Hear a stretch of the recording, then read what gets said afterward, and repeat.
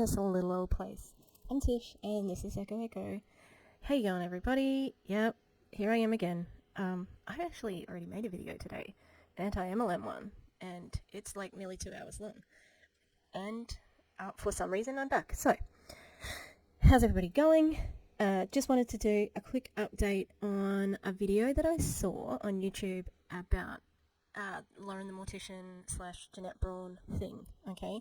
So there's a legal YouTuber called the Mad Catster, amazing creator. I've been following him for ever, like over a year, and I think I was following him really early. I need to check, but I've been following him for ages because he used to do videos on the Ace family. He did like just these really great videos on the Ace family, especially because the Ace family was so dodge, and he went through all the legal side of things, and he was exposing what they were actually doing because they had done some weird stuff with the house they were living in. And anyway, so amazing content creator. He's a lawyer, a practicing lawyer in California, and he also rescues a billion cats. And well, I'm not a cat person, love dogs, but that's what his YouTube channel is for, is to fund the, looking after all the cats, which he does. So, and he just lost, oh god, I didn't know what I was looking at. It was a dog paw. It just looked really weird in the dark, and it looked like dog poo. Which isn't unheard of. Anyway, so he just lost one of his cats, so I would like to send my commiserations, and I hope Emily is up in kitty heaven, having lots of kitty time with all the other cats that he has had, because he's had a few, that were unadoptable, and a lot of the times they'd ring him. Anyway, so he has done a couple of videos on the Lauren the Mortician thing, but his video that he did today was particularly interesting. Now I'll show you what he looks like. Is this the best picture I could have got of him? I don't know. We can go to his channel.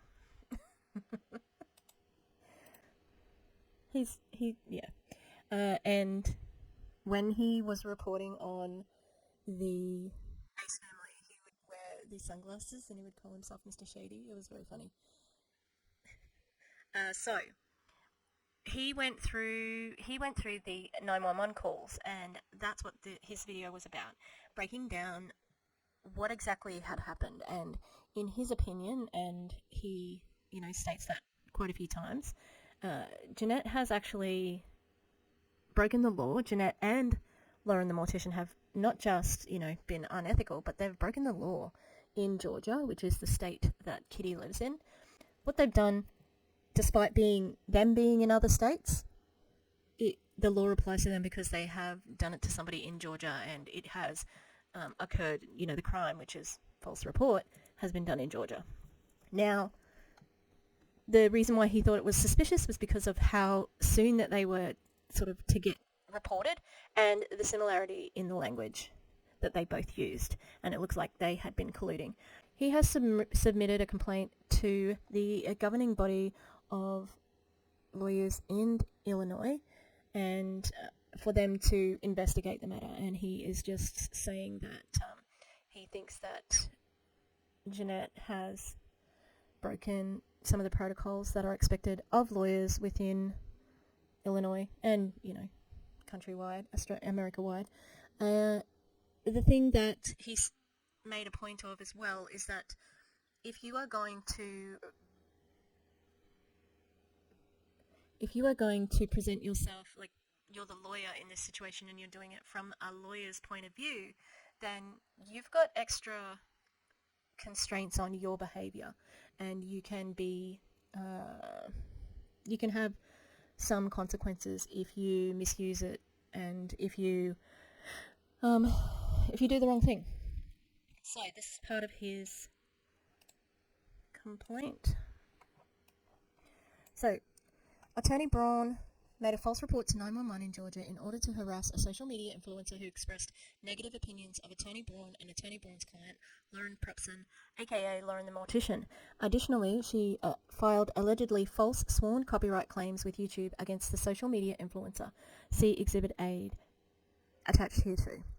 Now, the thing there is that when you sign a copyright claim on YouTube, you have to sign that this is true, and if it's not true, then you are, you can be fined or whatever. You are legally saying that what you're stating is true, and that is something that comes up when you are replying to a copyright claim as well. So when I do reactions to reality TV, and I have to sign that, yes, I actually am using this for fair use, and that's my sworn testimony, So because she has signed off to this, and it's not a copyright claim that's done in good faith, then there could be consequences for that as well. Additionally, seemingly not content with this course of action, Attorney Braun and her client Lauren Propson proceeded to phone in false 911 reports concerning the social media influencer Caffeinated Kitty by claiming that as an officer of the court, Attorney Braun had a duty to report to Georgia 911 that Caffeinated Kitty was acting erratically in her online posts, and that Attorney Braun was concerned for Caffeinated Kitty's well-being, despite the fact that Caffeinated Kitty's posts did not constitute conduct that would rise to the level of requiring a wellness check by police. True. Attorney Braun's client, Lauren Propson, then made an almost identical call to Georgia 911, also requesting a wellness check on Caffeinated Kitty. Police dutifully made a wellness check on Caffeinated Kitty, only to discover that she was not in need of any assistance. It is clear the sole motivation of Attorney Braun and Miss Propson in making these false reports to 911 was to harass and intimidate Caffeinated Kitty due to the negative opinions she had expressed, which are protected by the First Amendment. These false reports not only prevented the 911 operators from taking actual emergency calls, but the unnecessary wellness check wasted valuable police resources.